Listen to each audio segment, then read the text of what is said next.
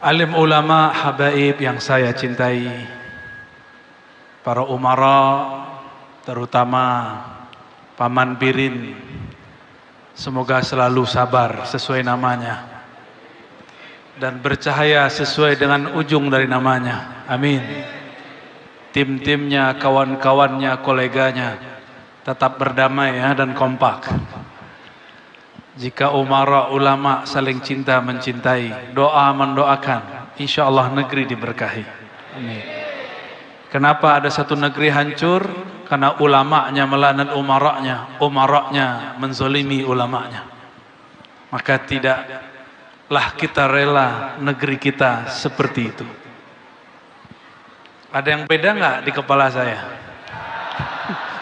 Ini baru dapat oleh-oleh. Cincin dikasih yang di samping, yang di atas dikasih saudaranya, saudara riwayat hadis.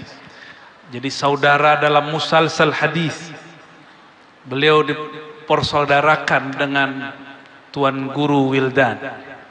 Di saya tadi minta khusus serban, sebagaimana beliau mendapatkan dari gurunya dari gurunya sampai kepada baginda Rasul sallallahu alaihi wasallam. Eman-eman kalau dicopot, besok pagi ganti lagi. Insyaallah. Tadi siang di kantor gubernur kita membahas Mi'raj para nabi. Bahwa semua nabi dimi'rajkan oleh Allah, diisra'kan oleh Allah. Namun yang sempurna hanya Nabiuna Muhammad sallallahu alaihi wasallam. Tadi saya sebutkan Nabi Adam. Nabi Adam mi'rajnya ketika sujud. Diusir dari surga, ternyata beliau jadi mi'raj. Nabi Yunus terlempar dalam perut ikan, itulah beliau mi'raj. Dan doanya hampir sama dengan Nabi Adam. Bedanya Nabi Adam memulai dengan Rabbana zalamna, ya Allah kami yang salah. Sedangkan Nabi Yunus memulai dengan la ilaha illa anta. Di ujungnya inni kuntu minaz zalimin, zalim. Ya Allah aku yang salah. Maka mi'rajnya seorang mukmin ketika dia merasa dirinya salah di hadapan Allah. Di saat itulah ruhnya diangkat oleh Allah Subhanahu wa ta'ala. Kenapa sholat kita tidak diangkat? Karena kita belum mengaku salah. Maka saya suka gonta-ganti baca iftitah. Ada wajah tuh, ada satu lagi Allah ma ba'id baini. Ya Allah jauhkan antara aku dan dosaku. Dosaku banyak ya Allah. Seperti engkau menjauhkan antara timur dan barat. Bersihkan aku ya Allah. Itu salah satu yang favorit. Itu bukan urusan Muhammadiyah sama NU, nggak ada urusan. Belum ada NU, belum ada Muhammadiyah, hadis itu sudah ada. Ya. Nabiullah Ibrahim, ini belum kita sebutkan tadi siang. Ini untuk menggenapi malam ini. Nabiullah Ibrahim alaihissalam bergelar Al-Khalil. Beliau dimi'rajkan oleh Allah ketika dilempar masuk api. Api pun menjadi dingin karena Allah berfirman, ya nar kuni bardan wa salaman ala Ibrahim. Itulah sejarah pertama yang tertulis di dalam Al-Quran. Api ditugaskan Allah bukan memanaskan, tapi jadi AC. Ya nar kuni bardan. Barulah saya faham kenapa energi listrik ketika diolah bisa menjadi dingin. Itulah AC. Listrik dari api, tapi dengan izin Allah diilhamkan kepada hamba-hambanya menjadi AC yang sejuk dan dingin. Itulah yang terasa pada Sayyidina Ibrahim. Di saat beliau dilempar, malaikat Jibril temannya datang. Hei Ibrahim, maukah engkau aku bantu? Apa jawaban Nabi Ibrahim? Hasbunallah wa ni'mal. Inilah ruhnya terus naik. Cukuplah Allah penolongku. Cukuplah Allah wakilku. Maka kalimah ini lebih dahsyat daripada kalimah Nabi Adam. Datang lagi malaikat angin, datang lagi malaikat hujan, datang malaikat bumi, datang semua malaikat yang ditugaskan Allah untuk berkhidmat kepada nabi-nabinya.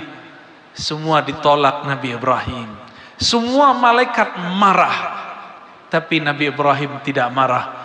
Wajar kalau para nabi bukan dari kalangan malaikat, tapi dari kalangan manusia. Meskipun tubuh kita terlihat lemah, ternyata ruhani nabi-nabi kita sangat kuat. Bayangkan seandainya malaikat Jibril yang jadi rasul, dibakar balik. Coba bakar saya, dibakar balik. Untung nabi kita bukan malaikat. Susah bangun sedikit, dibakar tuh rumahnya tuh.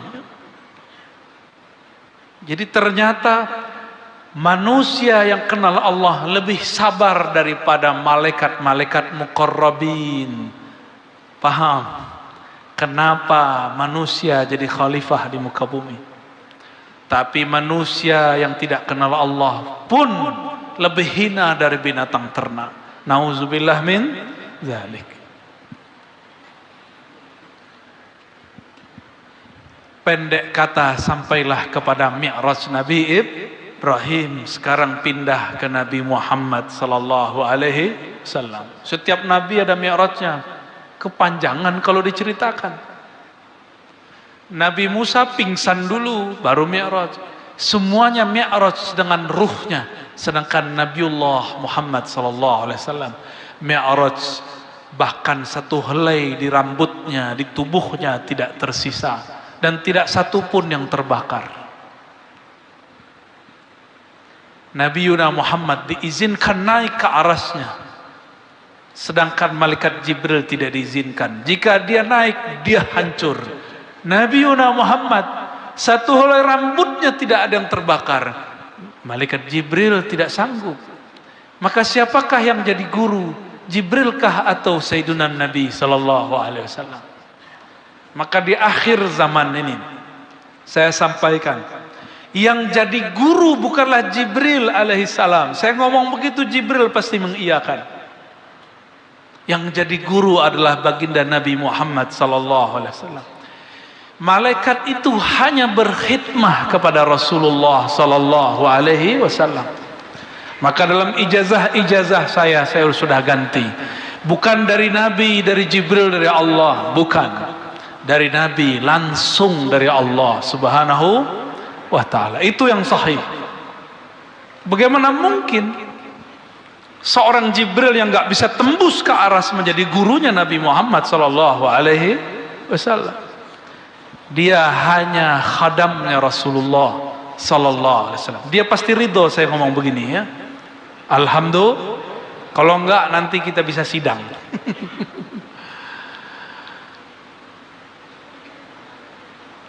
Suatu kali kata Abu Dzar, Ummu Hani, Abu Hurairah, Anas bin Malik sepakat. Yang paling tepat periwayatnya adalah Ummu Hani. Tengah malam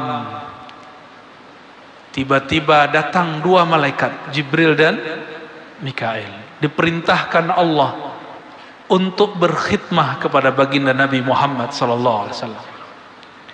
Beliau terbangun. Lalu inilah sejarah kedua kali setelah umur 7 tahun dibedah dadanya, dikeluarkan jantungnya, dibersihkan, lalu disiramkan air iman, air zam-zam, ma'u iman, ma'ul hikmah, dikembalikan. Karena yang membersihkannya malaikat, karena yang membedahnya malaikat, maka tiada luka. Coba yang membedahnya manusia pasti terluka. Lalu dipanggillah binatang tercepat di alam semesta, namanya buraq. Buraq ini di mana dia memandang terakhir, sampailah dari sana. Buraq dari kata barq yang berarti kilat. Kendaraan tercepat yang ada di alam semesta. Naiklah kemudian Sayyidina Nabi SAW diiringi oleh malaikat Jibril, diiringi oleh malaikat Mikail. Naiklah mereka ke langit pertama. Ternyata di langit pertama ada malaikat penjaga. Disebut pangkatnya Khazinus Sama, penjaga langit. Jadi nggak sembarangan orang ngaku-ngaku saya sering naik ke langit. Siapa kamu? Itu Jibril. Pas naik masih ditanya, man anta? Kamu siapa naik-naik? Padahal malaikat Jibril ada jawab. Maka ini pejabat-pejabat nih, walaupun ditangkap polisi, ditilang, harus terima aja ya. Walaupun nanti dibebasi. Pas lihat, Pak Mirin.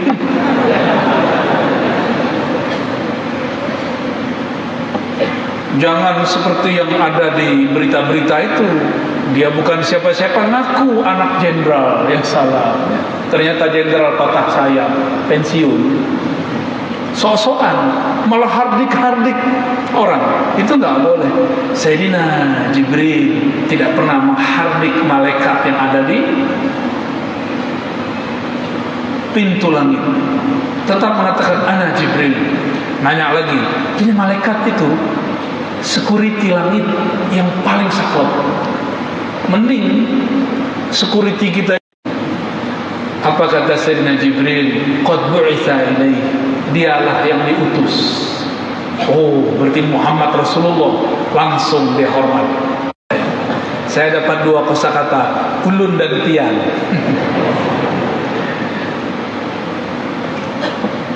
Sampailah di langit pertama. Ternyata di situ ada Nabi Adam alaihissalam. Ada Nabi siapa? Nabi Adam alaihissalam.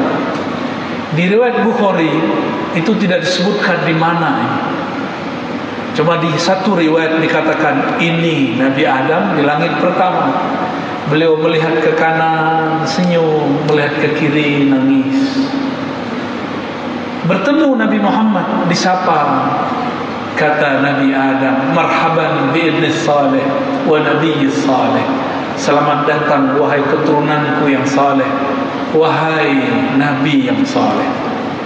Jadi dua sapaannya. Satu sebagai keturunan, satu sebagai nabi.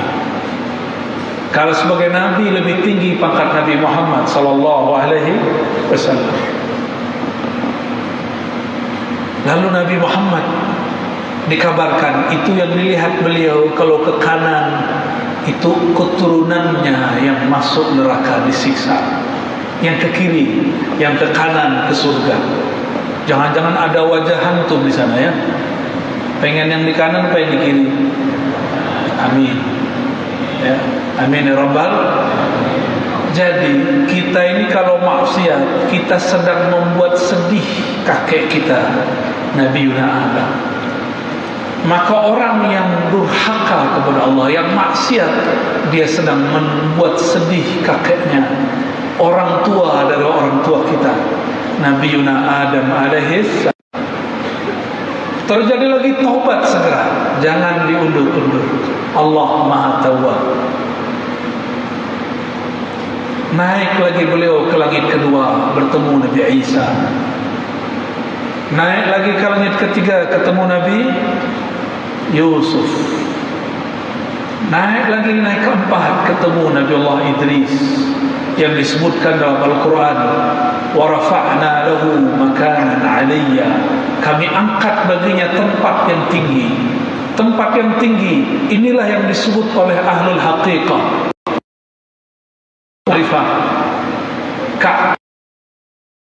Ka'bah kedua. Disebut apa? Ka'bah kedua. Itulah pembatas alam malakut dengan alam jabarut. Alam apalagi itu dah terserah Allah lah ya. Dimensi dengan tubuh Nabi Muhammad sallallahu alaihi wasallam. Nabi Muhammad jadi imam, semua nabi 124.000 jadi makmum. Itulah doa setiap nabi di dalam kuburnya, ya Allah jadikan aku umat Muhammad sallallahu alaihi wasallam. Bagaimana caranya? Allah kembalikan ruh mereka, mereka sholat di belakang Rasulullah SAW. Maka mustajablah doa semua para nabi. Namun karena arwah para nabi tidak ada reinkarnasi, maka Allah buka bab warasatul anbiya.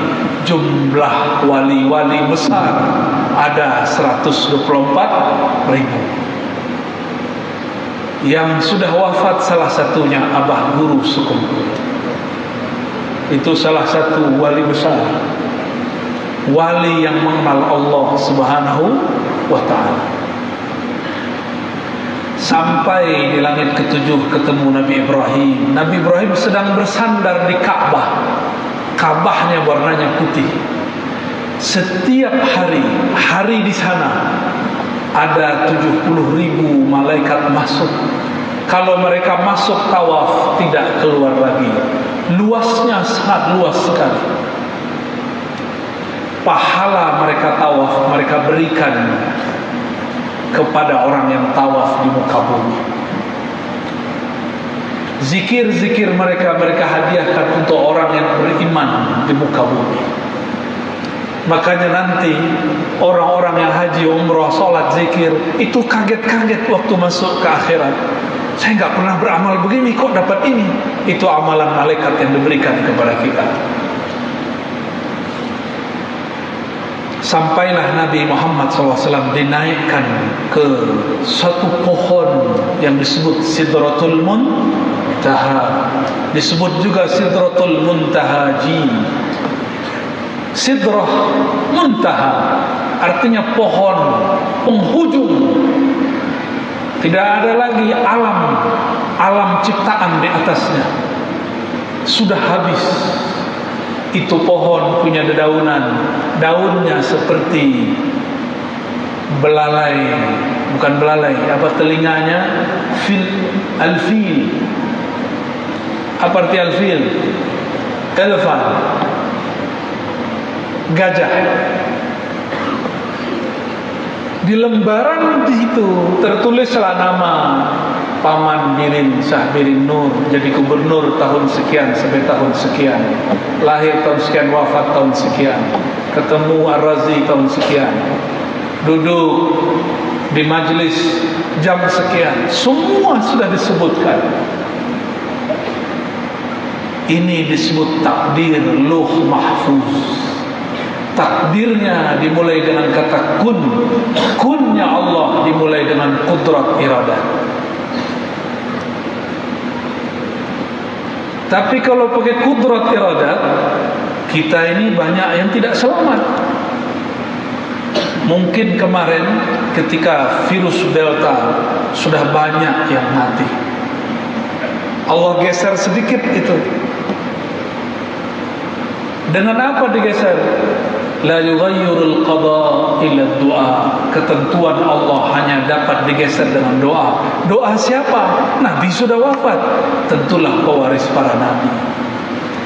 Tapi mereka berdoa bukan mengatur Allah.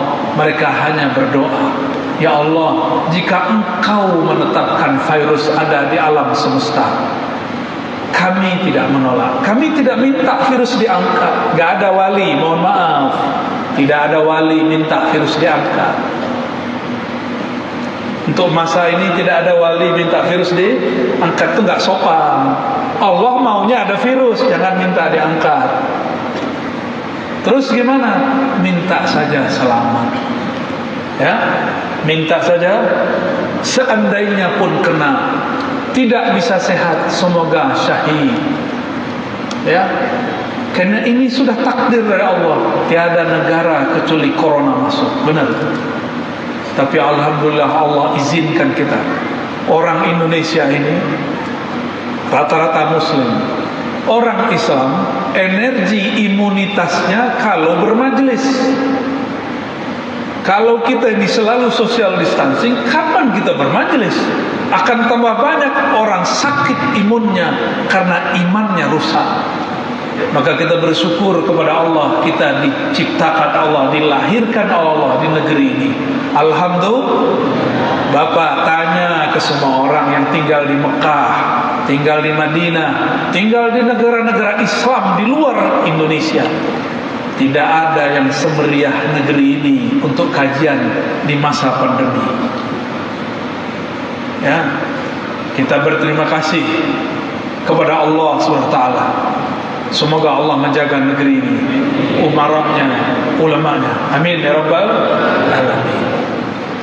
Jadi jangan tengkar-tengkar mulu, tengkarnya nanti aja pas kampanye ya.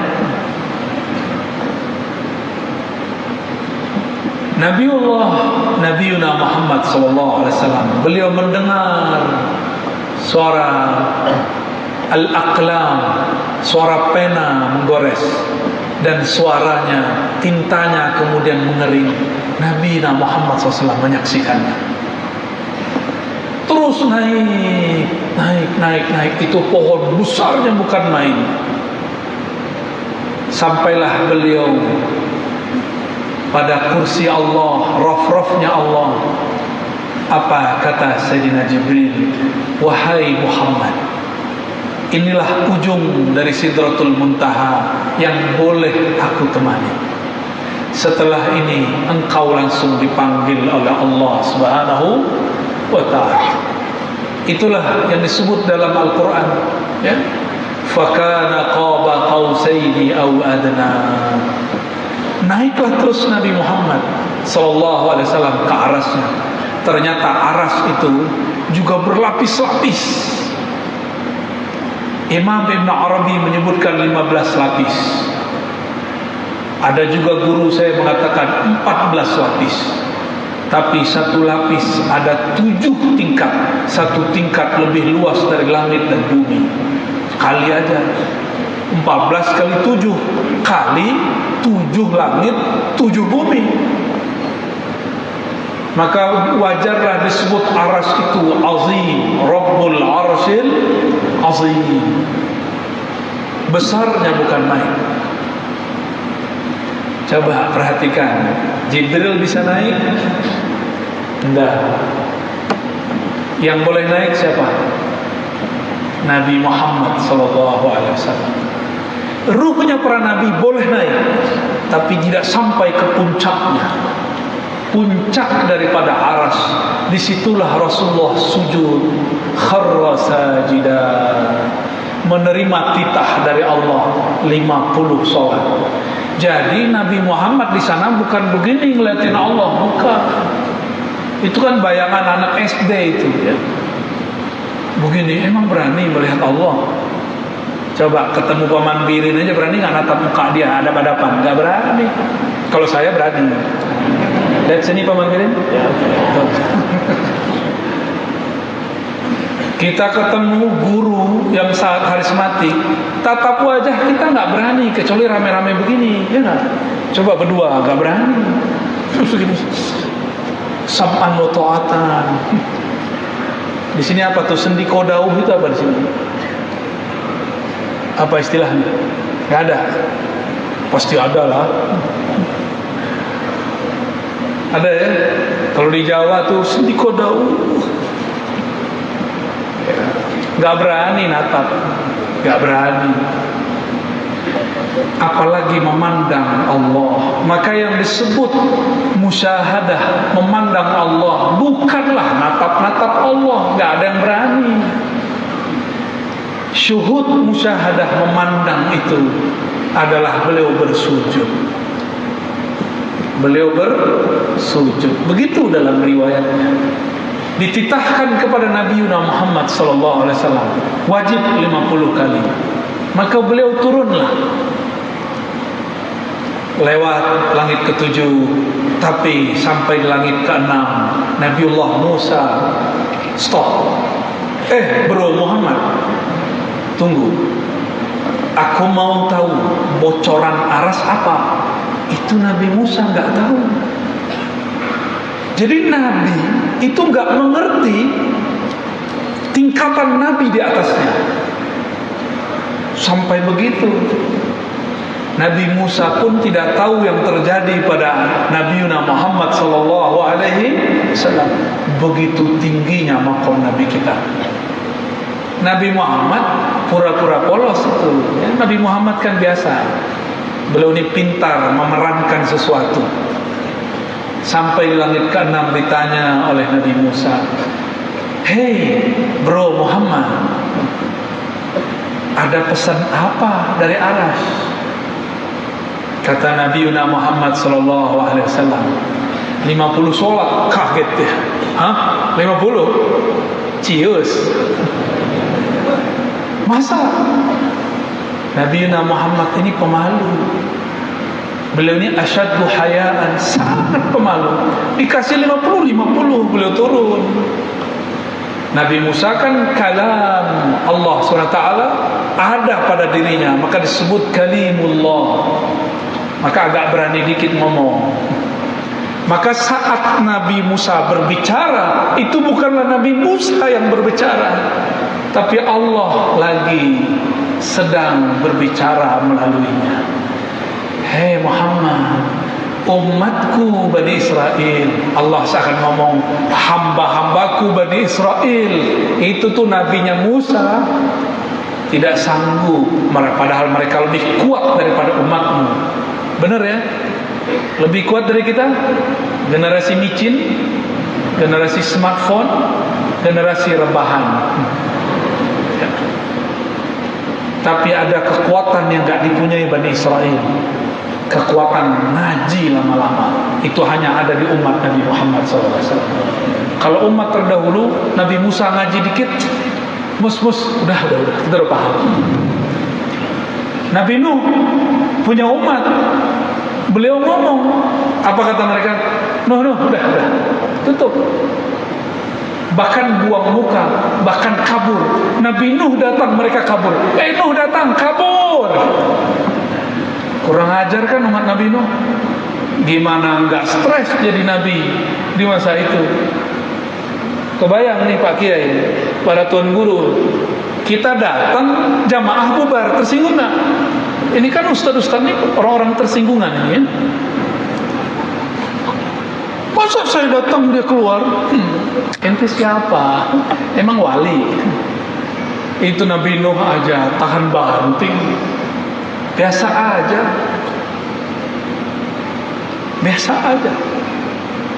Ini kekuatan umat Nabi Muhammad sallallahu alaihi wasallam. Antum cari umat sebelumnya, tidak ada yang sanggup duduk lama seperti yang hadir malam ini. Alhamdulillahirabbil. Kita cuma ini modal kita, ngaji. Gak ada lagi, mau modal apa lagi? Sholat gak khusyuk, sedekah gak ikhlas, puasa ngeluh, apalagi haji umroh ria, posting lagi mendengarkan azan di Masjidil Haram. Itu sum'ah tuh. Makanya Allah marah, gak dibolehin sekarang haji umroh ya. Kita nggak tahu tahun ini haji apa enggak. Seharusnya kita berangkat nggak jadi berangkat lagi deh ya.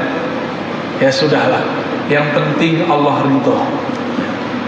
Kata Nabi Musa, umatku banyak yang kuat-kuat tapi tidak satu pun sanggup. Udah minta rukhsah, minta dikurangi.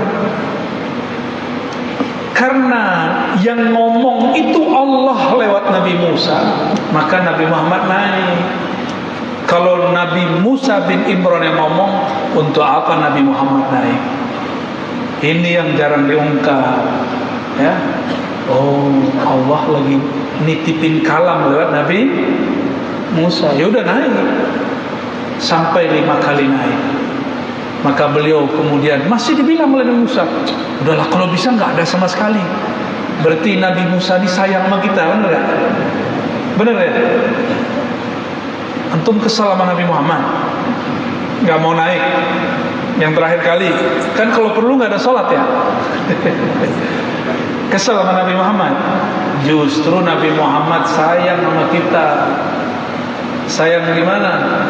Kalau umatku tidak ada komunikasi dengan Allah 5 waktu saja, maka yang terjadi, umatku berhati yang mati.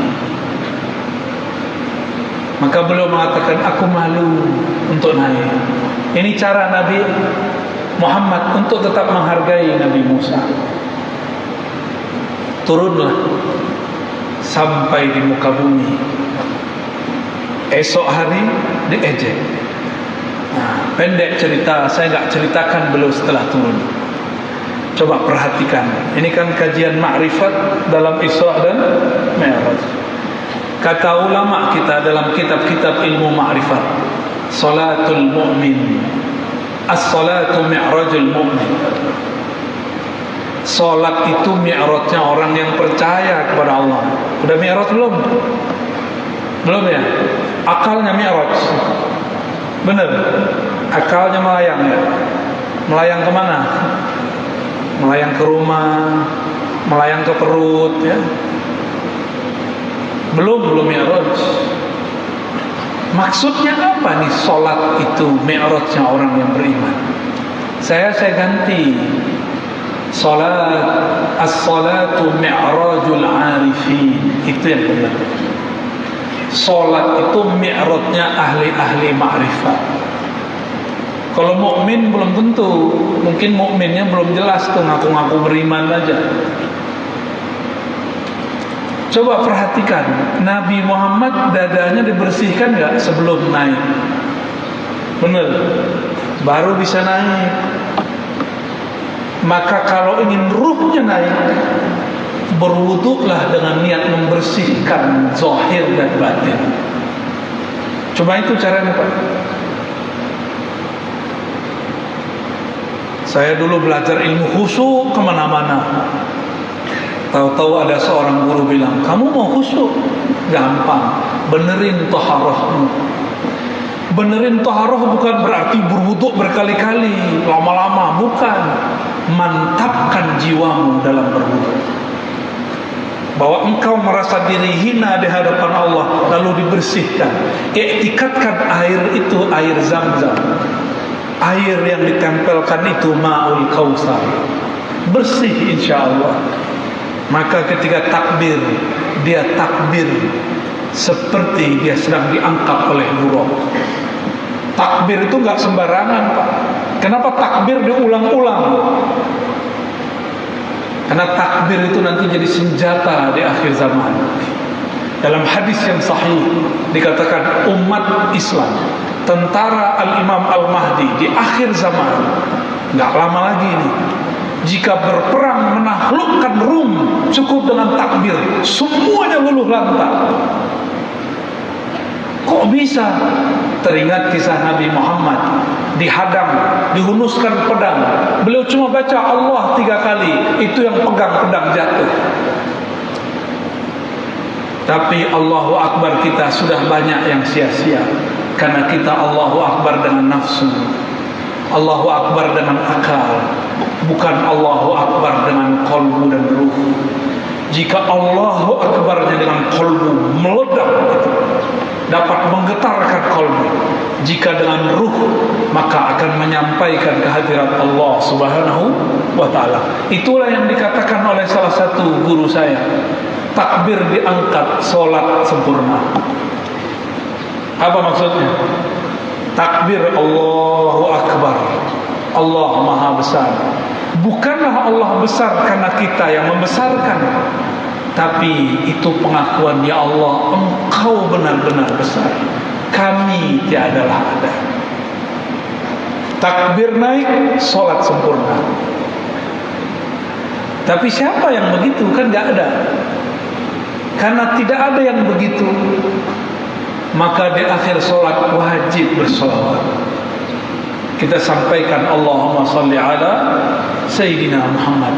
Harapannya sholat yang dibawa oleh baginda Nabi Muhammad itu disyafaati, supaya dianggap sempurna di sisi Allah. Inilah yang saya jelaskan di banyak tempat. Lebih wajib sholawat atau sholat? Tanpa sholawat, sholat gak diangkat. Mana yang lebih wajib? Bukan berarti nggak usah sholat, itu salah paham ente, ya, enak aja. Sebelum ada sholat, Allah sudah sholawat, benar nggak? Innallaha malaikatahu yusholluna 'alan nabi. Sebelum ada haji umrah, sebelum ada zakat, sebelum ada baca Quran, Allah sudah sholawat. Berarti lebih wajib mana? Lebih wajib sholawat. Maka lafaz salat dan solawat itu hampir sama. Khams salawat, 5 solawat, sama. Baru ngeh ya. Kita menyebutkan sallu ala nabi, sama, sallu kama ra'aitumuni usolli. Sallulah, solatlah engkau. Dalam bahasa Arab sama, solat itu artinya solawat. Artinya juga aja solawat. Oh, ternyata itulah yang disebut solat. Sallu kama ra'aitumuni usolli. Kalau engkau solat, maka solatlah seperti memandang aku yang sudah naik ke arasy Allah. Jadi kalau mau solat, hubungkan hati dengan kolbu Rasulullah SAW. Iktikadkan ada Nabi di hadapan, baru takbir. Ya, itu makrifat solat. Hanya boleh segitu keluarnya malam ini. Nggak boleh lebih. Udah 9:30 ya. Ini mohon izin, dari kemarin belum sempat mencium kasur. Dari kemarin ya. Tapi semakin jauh dari kasur, Allah turunkan ma'rifat berlembur-lembur. Masya Allah, sampai-sampai badan gak tahan ya. Semoga semua yang hadir qalbunya dibersihkan Allah. Semoga semua yang hadir solatnya diangkat berkat solawat. Semoga guru-guru kita, ulama-ulama kita, pemimpin kita saling mendoakan, saling menyayangi, saling kerja bahu membahu membangun negeri. Allahumma salli wa sallim barik ala sayyidina Muhammad walhamdulillah rabbil alamin. Demikian dari kami. Assalamualaikum warahmatullahi wabarakatuh.